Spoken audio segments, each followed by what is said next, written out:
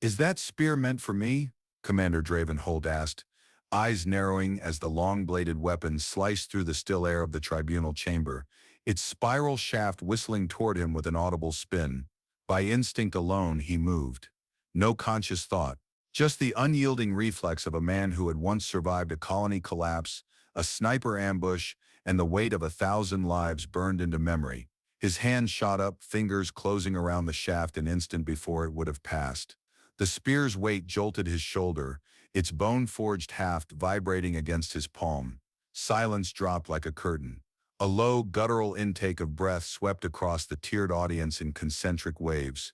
Torvaxian envoys in high-plated command armor froze mid-ceremony, heads turning, slit pupils dilating. On the raised arena floor below, two warriors stood stunned, one victorious, the other now defeated. Draven didn't release the weapon. His brain finally caught up. Wasn't that meant for someone else? The spear, warm from kinetic energy, pulsed in his grip. At the far end of the ring, towering and statuesque, warlord Zarn Volrek stood with her right hand extended mid-gesture. Her left foot was still planted in a pivot, where she had flung the spear in ceremonial flourish, an act of combat finale. Her breath hissed through clenched mandibles. One step forward, then another. She descended the stone platform with measured menace. "Drop that," murmured someone beside Draven, his translator tech officer Rickle, barely audible through his throat mic. "Now, you need to drop it." But Draven's fingers remained locked. A decade ago, he hadn't moved fast enough. The evac shuttle door had sealed shut while fire swallowed the valley. 300 colonists, gone. That failure had carved itself into the way he breathed. Today, when the threat came, he reacted. Only this time it wasn't a threat, it was ritual. A mechanical chime rang out, deep, percussive. A panel behind Draven flared with amber light. The ambient illumination inside the chamber shifted, dimming to a warlike red tone. Heads-up displays on the side walls activated. Dozens of legal subroutines flickered across alien script lines on the laser plasma arc. One by one, the attending tribunal members pressed seals across their chest plates. Protocol initiated. Code Zarn Thul said, a voice from the inner circle of the council. Binding clause has been fulfilled. Combat interception acknowledged. Legal invocation underway. Draven frowned. Combat what? A different voice, sharper clipped, cut through the tension.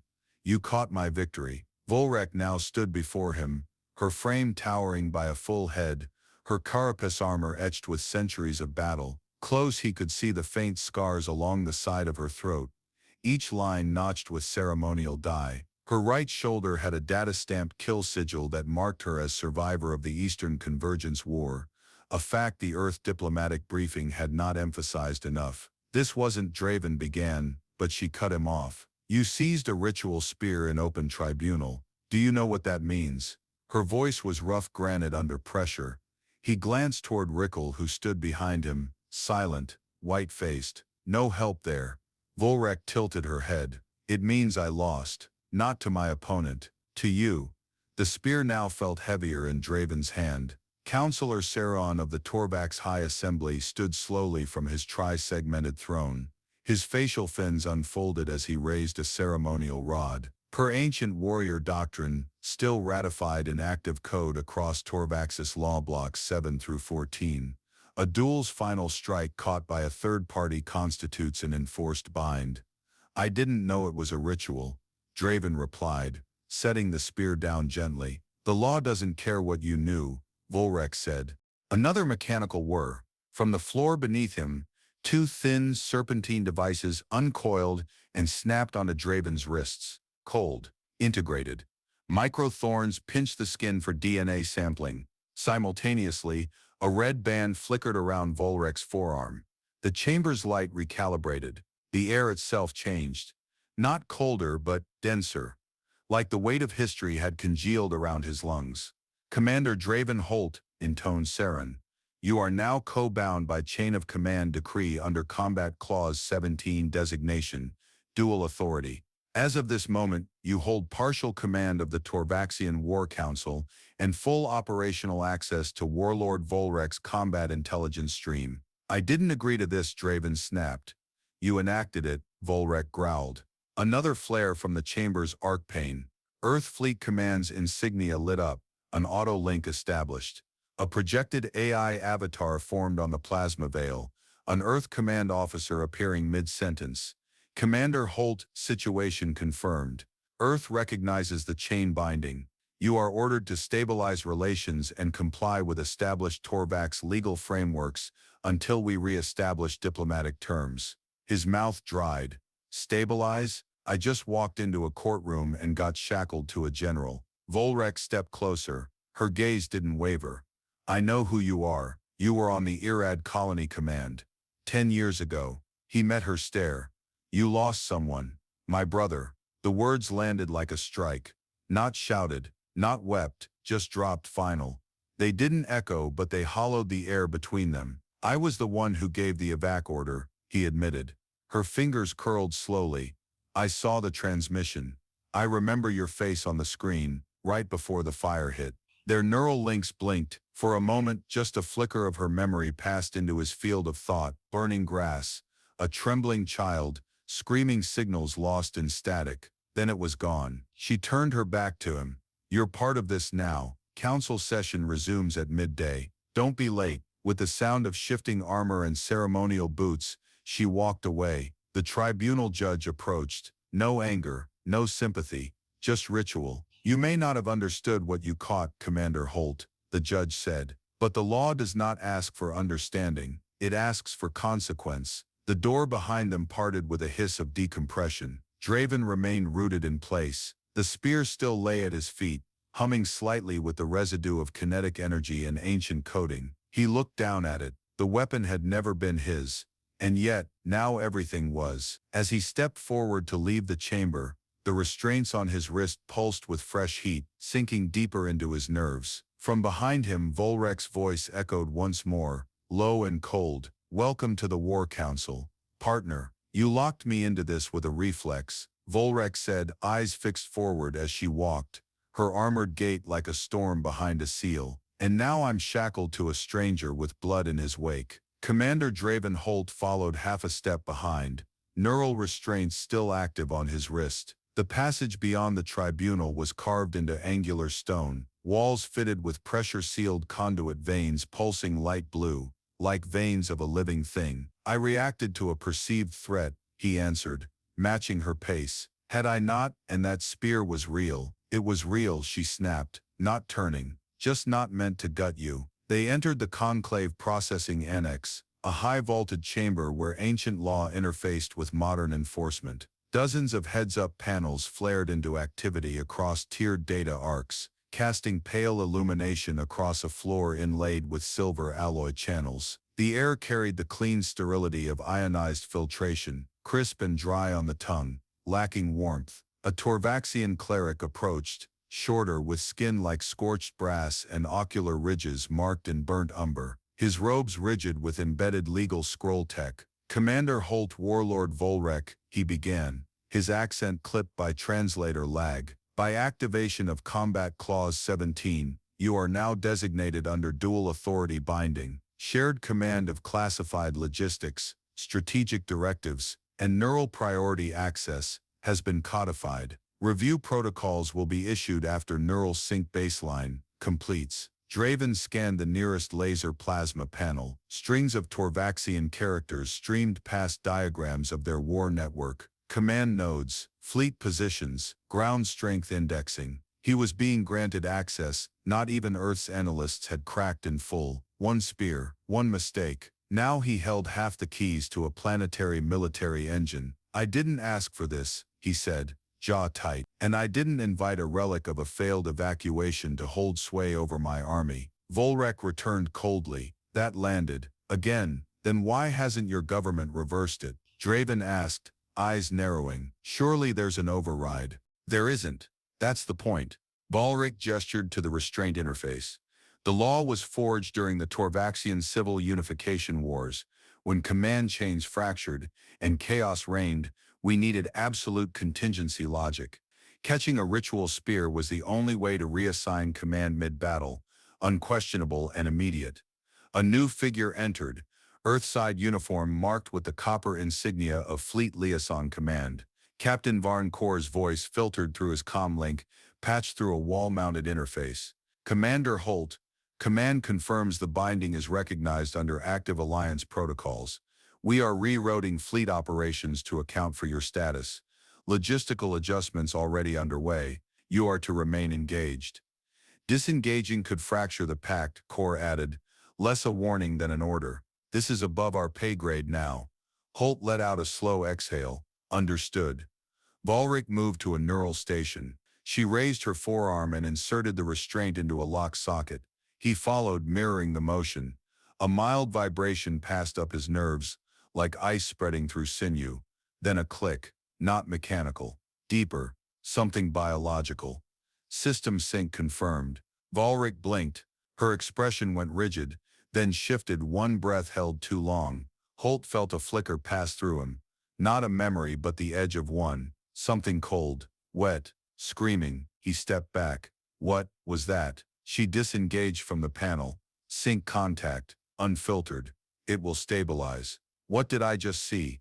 My brother, she said. Her voice was steady but no armor covered the hollow that had opened behind it. The clerk returned.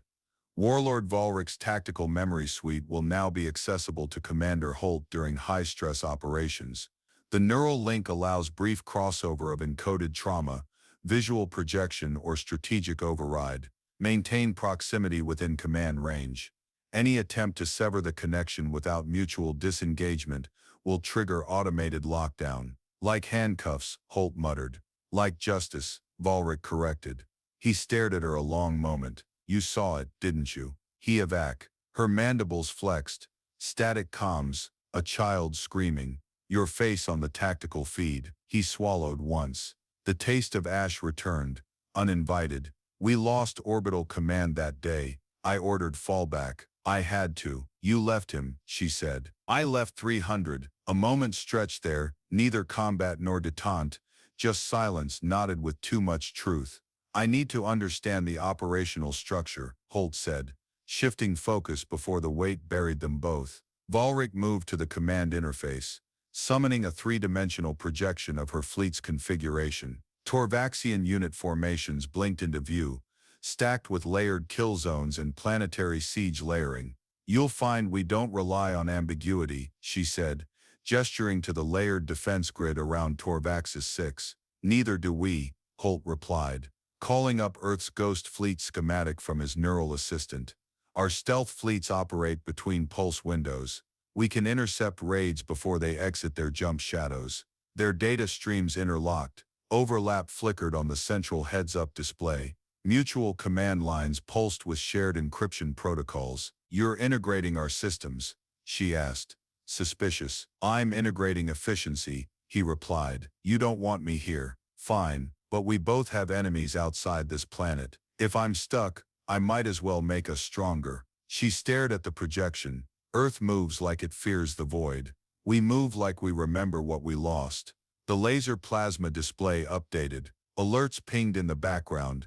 Minor fluctuations from deep space probes. Volric turned to leave, but just before the door sealed behind her, she said without turning, your face was the last image my brother saw before the fire. Make sure it's not the last thing I see too. And then she was gone. Commander Holt remained alone in the war chamber, surrounded by data he hadn't earned, bound to a warrior who wanted him erased, carrying a history neither could outrun. The restraint on his wrist pulsed once more, silent, constant, unrelenting. Whatever this was, it wasn't diplomacy anymore. It was a consequence, scripted in blood, law, and memory.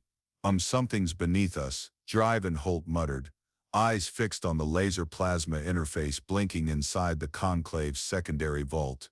Not a threat, not yet, but the ground was breathing. Anomaly reports had flooded in from subterranean sensors less than 2 hours after the tribunal binding. Static charges surged through mineral seams.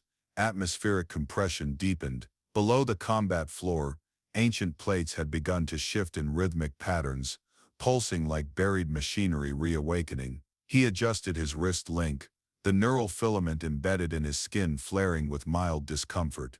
Behind him, Warlord Volric stood silent, her gaze trained on the readouts as if willing them to lie. This is where it happened, Holt said.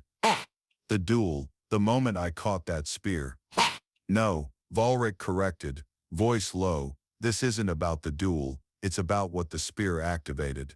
A tremor passed through the floor, not violent, deliberate, a long measured vibration that climbed up the soles and into the marrow. Volric stepped forward and knelt beside a section of exposed stonework. Ancient glyphs, older than recorded Torvak's history, were glowing faint gold beneath the dust. Their contours traced interlocking paths, arcs aligned to celestial angles long forgotten. Spire, she said. They told stories of it when I was a cadet, a relic buried beneath the old tribunal. Most thought it was ceremonial, scrap legend, and now it's responding, Holt added. To us. Volric didn't answer. The air in the chamber tasted like charged quartz, dry, biting, almost granular on the tongue. A low harmonic resonance had begun to settle into the walls, like the bones of the structure were catching a signal that no one else could hear. From the command alcove, Reichel's voice filtered in through the wall link. Commander, long-range sensors picked up scatterbursts, 12 light minutes from orbit. We triangulated the spike. The signal originated from under your current coordinates, 30 minutes ago. Volric stood, and who's answering it? Unmarked signatures, converging on the system. Not Torvak's, not Earth. Pattern analysis points to extrinsic opportunists. Holt turned, raiders, mass displacement cruisers, 10 at minimum, Reichel confirmed. Deceleration arc matches typical pincer formations. They're not here for diplomacy. No, Volric said grimly. They're here for whatever the Warspire just invited. The chamber dimmed again as the heads-up display rotated to a 3D projection of the subterranean levels beneath them.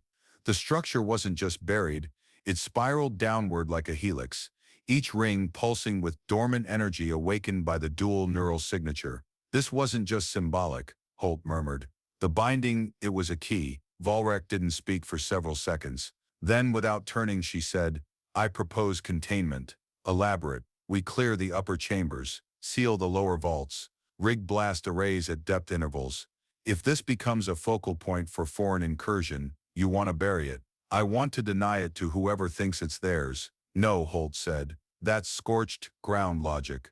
We don't know what it's connected to. Volric's jaw flexed. And you suggest what? We wait for them to descend and start learning by catastrophe. I suggest we stabilize it, Holt countered, tapping into his wrist module. Earth's quantum logistics grid is still tethered to this outpost. We can create a signal null field around the spire's resonance pattern, contain it without destroying its architecture. And how many Earth ships would that require? None yet, just a relay burst in synchronized damping fields. Captain Varn Kor is already inbound with our uplink cores. You preempted my command. I acted on the chain-binding authority, granted to me. Volric's hands clenched, gauntlet joints grinding faintly. You maneuver too quickly. I maneuver when I see a crack forming beneath our boots. A new signal flickered across the panel. Yellow tier alert. Earth Fleet ID. Varn Kor's arrival. Holt opened the channel. The captain's image formed across the arched plasma veil, streaked with static from orbital debris. Commander, we're seeing gravitic swell anomalies at orbital threshold. I don't know what you activated, but it's bleeding out through quantum seams. This thing is loud on subspace bands. We're preparing containment, Holt replied. Your team is to synchronize with Volric's ground staff. Copy that, and Holt, watch your six. There's no room for missteps if this thing starts talking back. The feed cut. Holt stepped toward the vault's viewing aperture.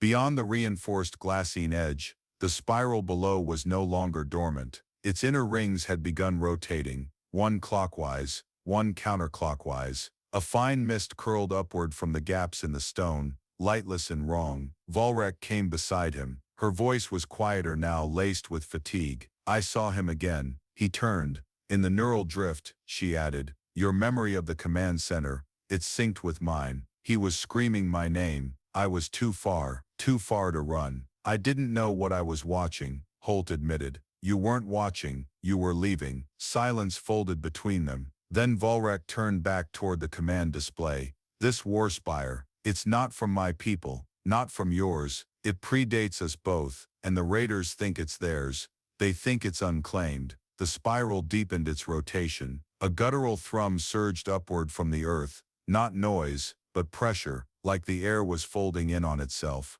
Volrek stepped back, drawing her sidearm, instinct overriding reason. "Do you feel that?" she asked, gaze locked on the swirling mist. Holt nodded. The center's hollow, the deepest ring pulled open with a sound like tearing silk. What lay inside shimmered, like a reflection on fractured obsidian, a moving shape that had no frame. It flickered in and out of view as if caught between one space and the next. Volrek raised her comm, full alert, containment status, red. Above them the chamber lighting faltered as new data streamed across every visible interface. If this collapsed, it wouldn't just take the planet, it would erase everything linked to this bond, and the signal hadn't stopped, it was growing louder.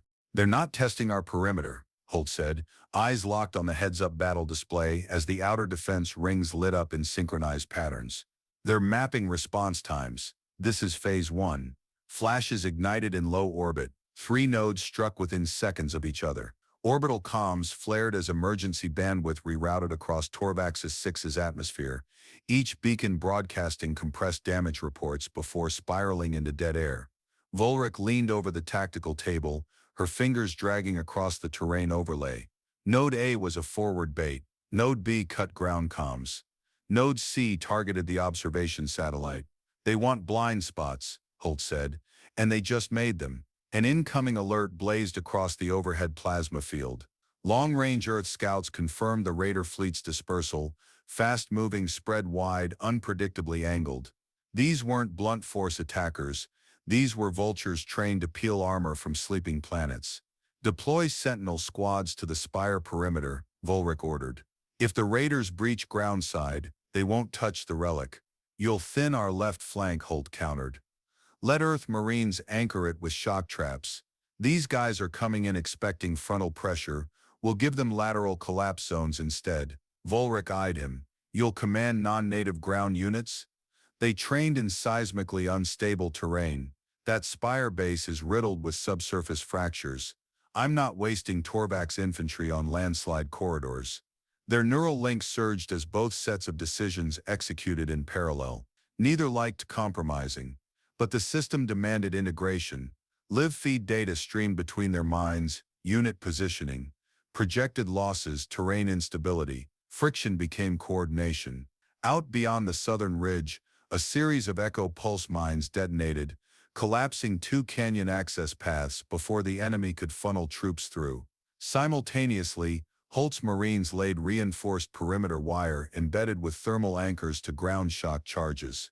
Earth's kinetic swarm drones took aerial routes, stinging the flanks of descending enemy formations.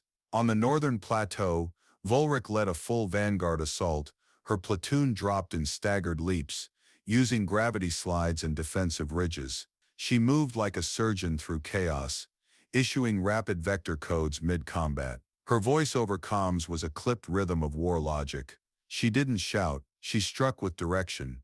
Holt, meanwhile, ran command coordination from the Warspire interface bunker. Sweat stung his eyes as alerts cascaded across his interface in aggressive bursts. Raider cruisers pierced orbit and dumped payloads over the forest line. Splinters of alloy pods cracked open to unleash skirmish beasts and Skitter-class mech invaders. "Captain Core," Holt barked through the uplink. "I need orbital masking over grid sector Theta 9. Deploy pulse decoys to scramble their nav locks." Confirmed, Core replied. "You've got 5 seconds of blackout. Make it count." Holt rerouted the signal dampeners through a mirrored relay, using Earth's rear satellite array to bend their visible signature. Raiders flooded the open terrain, right into Holt's trap corridor, where dormant crawler mines awakened and erupted in waves of silent concussions that folded mech limbs and ignited transport tanks from within. "Clean hit," Rickle reported from the adjacent station. 42 hostiles down. Minimal friendly interference. Across the link, Holt felt the echo of Volrek's battle, her forward push nearing collapse, hemmed in by an unexpected wave of burrowers. "They're using subterranean insertion," she said between attacks. "I need seismic feedback. They're reactivating disused tunnels." "I'll give you collapse vectors," Holt said, punching in compression wave coordinates.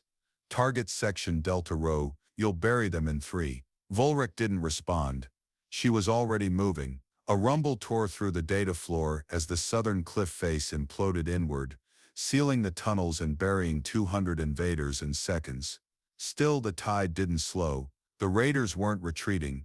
They were focusing. Heads-up panels flared red. A new alert from Orbital Command descended into the display stream. Core destabilizer detected. The warning blinked twice, then remained static. Holt stepped closer. The object had dropped low, slow, shielded from radar under a radiological cloak. It drifted just above the Warspire's buried foundation, encased in spine shielding and encircled with null-grav stabilizers. A field bomb, designed not to destroy buildings but to rupture reality. Volric's icon vanished from the map. Holt's stomach dropped. Where is she? She's off comm, Rickles said, fingers flying across his terminal. I think wait, she's moving toward the bomb. Holt lunged to the viewport. Through the reinforced glass he caught movement, a flash of crimson armor, leaping across shattered stone, bounding toward the flickering orb hanging just above the relic site. No, Holt muttered. She's going to disarm it manually. Her voice broke through the neural link, jagged, wind-scoured, defiant. Don't interfere. I've trained for this. Holt slammed his palm on the table. You're running blind. Let me feed you the bomb's wiring layout. Not enough time. The bomb's countdown began. 60 seconds. Raiders tightened their aerial perimeter, blasting diversionary flares as if trying to obscure the detonation point. Volric, Holt called.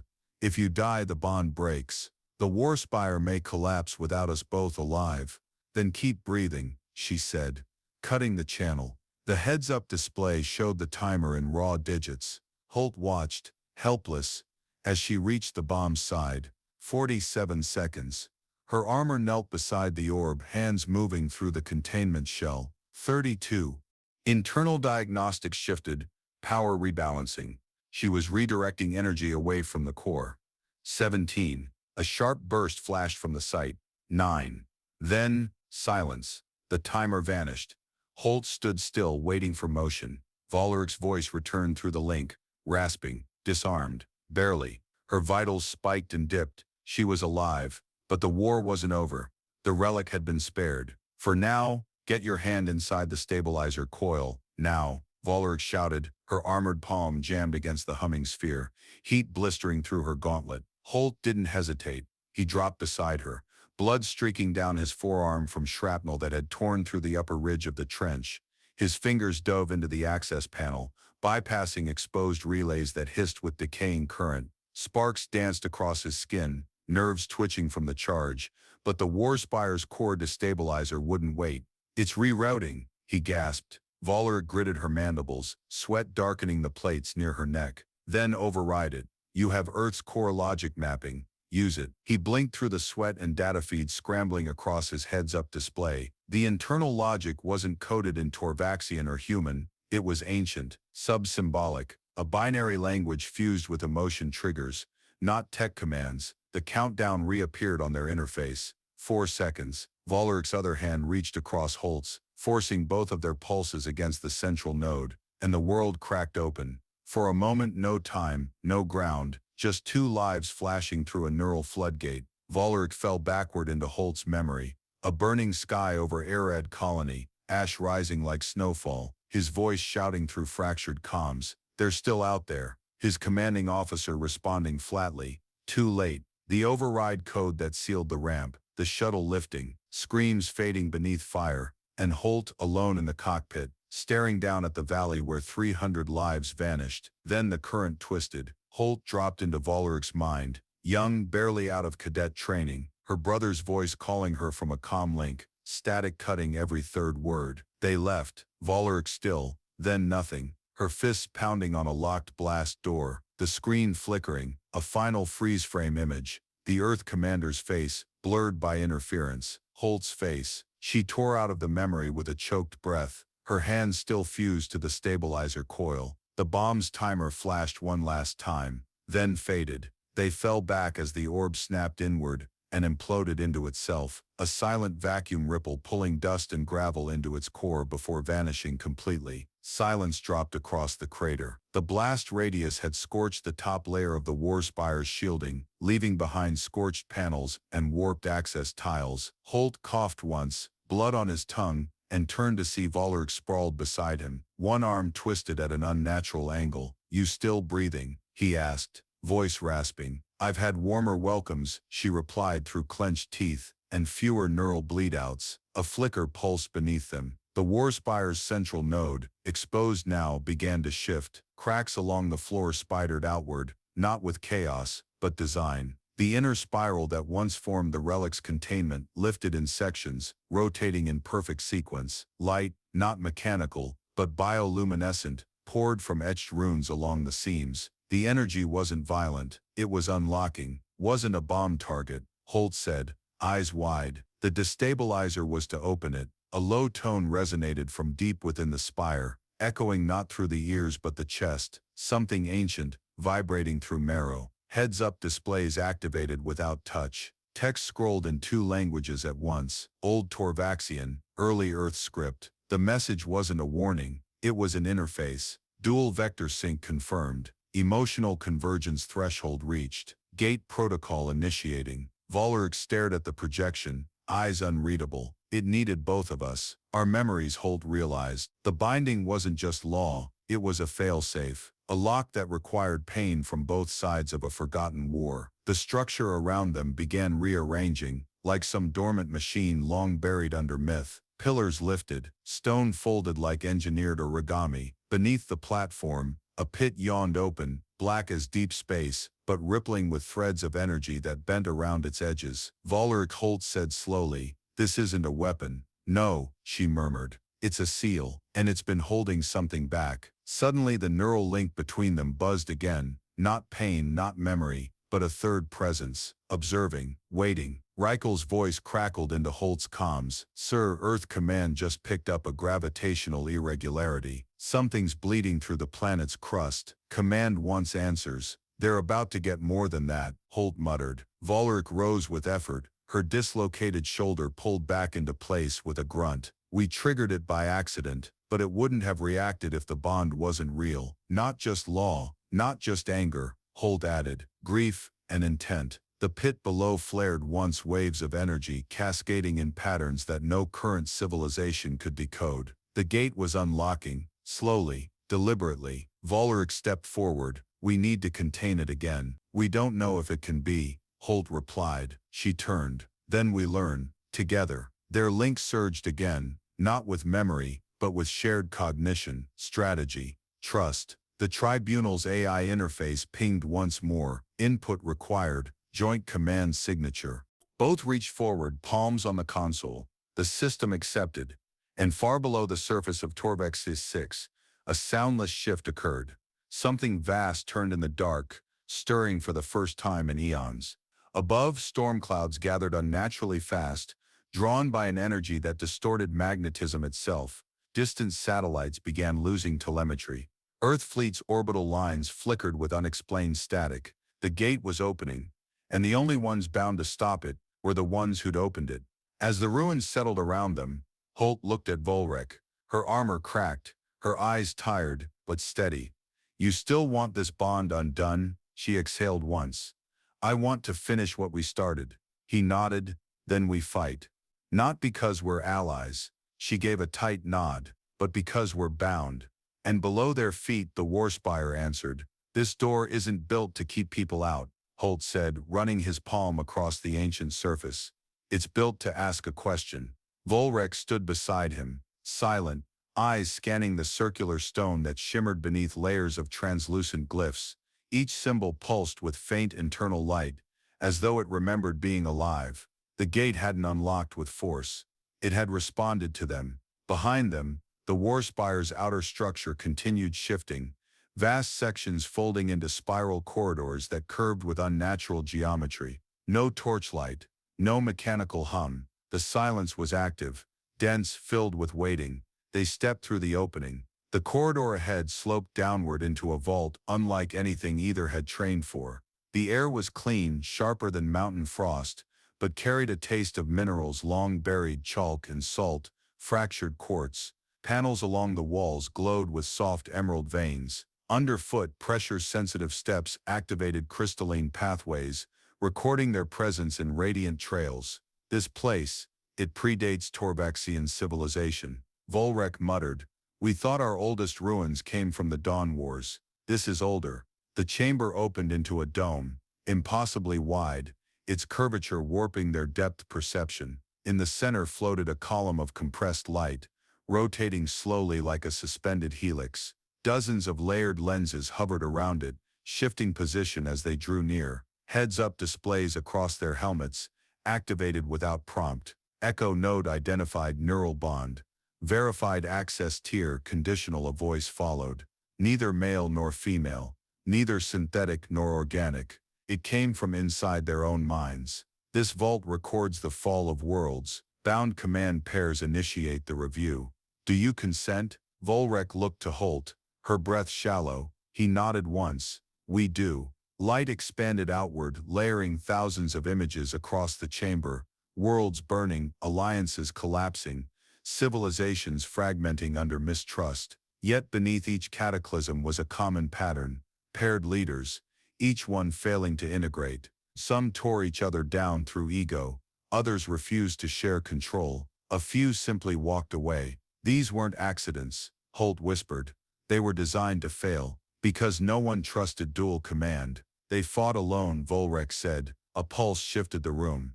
Another panel emerged, this time glowing red. One civilization learned. They forged law into flesh, command into covenant, bonded minds under fire, but even they fell, because others refused the structure. Another vision, a battle fought on a ring world, two bonded leaders activating a failsafe that sealed an entire system from outside time. They survived, but no one else did. This is why Torvak's law exists, Volrek murmured. It was left behind, a memory coded into our oldest military doctrines. We built on forgotten bones. A new feed cracked into Holt's neural implant. Earth's AI, Codex 6, was intercepting layered information. It spoke into his internal comms. Commander, this relic is not static, it's reactive. If accessed improperly, the vault could collapse local space-time. The raiders might be attempting forced synchronization to escape interception. How long before they find the core? Holt asked aloud. Unknown, Codex 6 responded. But your presence delays it. They can't complete any sequence without neural resonance matching the existing bond. Volrek turned sharply. So we're not just bait, we're a key. Another platform unfolded from the vault's center, this one forming a flat prism, like a table. Above it shimmered two options. Seal vault permanently. End sequence, issue counter signal. Expose vault location. If we seal it, we hide the truth. Again, Holt said. Volrek's voice was steady. And if we expose it, every remaining raider in the system will descend on this planet. He stepped toward the prism. Then we let them come. She frowned. We nearly died stopping one destabilizer. You want to lure the rest here? I want them cornered, Holt answered. We use the vault's counter signal. Earth and Torvaxian forces set a layered kill zone. One pass corridor. No retreat vectors. We trap them between our worlds. Volrek looked at him long. You're willing to risk the gate? No, he replied. I'm willing to stake my life. And yours. Because if we run, we'll repeat the past. We seal the truth. They regroup. And we fight this war again. She didn't answer immediately. Instead, she stared into the vault's flickering map of dying stars, abandoned citadels, forgotten alliances. Then slowly, she pressed her hand against the prism beside his. Command link accepted. Counter signal initializing. In orbit, Earth's fleet commanders began receiving coded pulses, designed not in Earth systems, but translated through neural bonding logic. Torvak's command received the same. Your move, Commander Holt, Volrek said. Let's end this cycle, together. And far above the atmosphere, the raiders began turning, toward the signal, toward the trap, toward the last gate, and this time the gatekeepers were waiting. Deploy grid fire, pattern delta. Cut off their momentum before they breach sublayer 5. Commander Draven Holt's voice cracked through the Earth-Torvax Alliance channel as a wall of synchronized fire lit up the basin around the warspire. The sound was everywhere, Rifle bursts echoing down stone corridors, antimatter shrapnel shattering raider hulls mid-descent, the hiss of plasma mines lancing through subterranean rock. Kill box complete, came Captain Varn Kor's transmission. Orbital layers locked in a converging arc. No retreat vectors left. Hold the flanks, Holt ordered. We want them funneled, not scattered. Above the battlefield, Earth satellites initiated scramble layer interference. Planetary magnetic fields twisted slightly as redirected solar bursts distorted the raiders' targeting systems. Their formation fractured within seconds. On the ground, General Zarn Volric charged across scorched terrain, her armor scorched but unshaken, her command interface spiking with unit status feeds. Every move she made echoed through her troops, divisions forming tight arcs, timing their crossfire with mathematical rhythm. The raiders weren't just being repelled, they were being cornered. They've taken the bait, Volric confirmed. Relic pulses drawing them in. The war spire pulsed with false energy, fed by a mirrored signal Holt had embedded into the surrounding terrain. Raiders believed they were minutes from claiming a pre-collapse relic of unstoppable power. Instead, they were running straight into a spatial trap designed to fragment their internal structure. Volric keyed her transmission to Holt's direct line. We've got 20 left breaching the lower vaults. Time to collapse the final chamber, Holt responded. Together, she said, their bond burned through the link, not metaphor, not sentiment, but literal pressure. The neural strain of sinking battlefield command, emotional recall, and physical coordination had begun to tear into their minds. It was meant for short-term use. They'd stretched it past any recorded limit, but neither backed off. They met in the final chamber of the war spire, the circular platform where this all began. Blood streaked Holt's temple. Volric's left arm hung half-dead from earlier combat.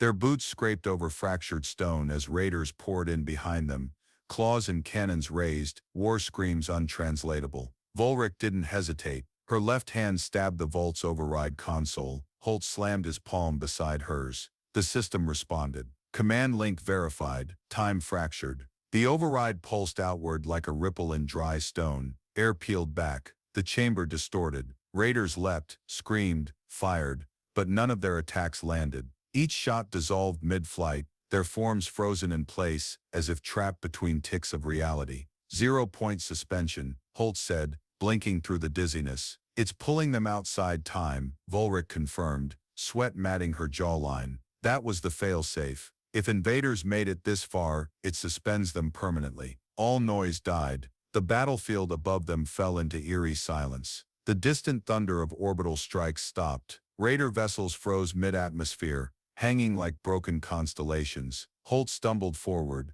catching himself on the vault ledge. Volric sank to one knee. I can't hear your voice in the link, he muttered. She looked at him, eyes dimmer than he'd ever seen them. It's crashing. Our bond, it was never meant to hold under full system override. Can we stabilize it? Not without shutting down the relic. If we shut it down now, he said, they'll start falling back into real space. Her reply was ragged. Then we don't shut it.